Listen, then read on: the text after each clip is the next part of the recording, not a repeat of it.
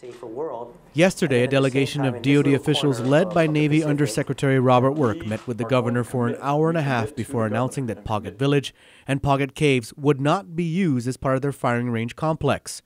Guahan reacted to this announcement today, saying that's not entirely accurate. Levan Camacho explains. I think DoD was very clear that Pauget and the surrounding area is still going to be their preferred alternative for the firing ranges that they're going to build. So this idea that we're in the clear now and that Pauget is going to be safe is not true.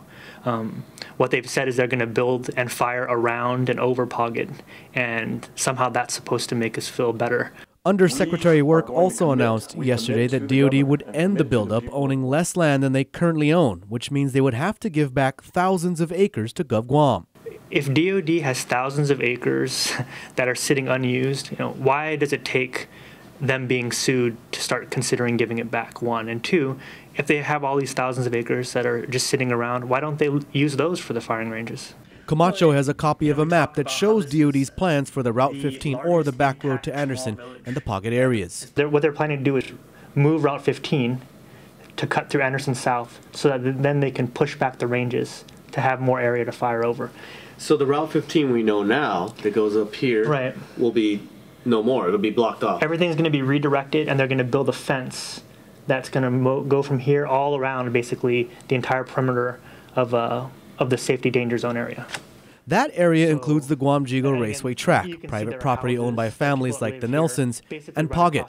One of the reasons for the Defense Department's visit was to work on resolving the unsigned programmatic agreement, as it is holding up billions of dollars of construction, including construction on the firing range complex.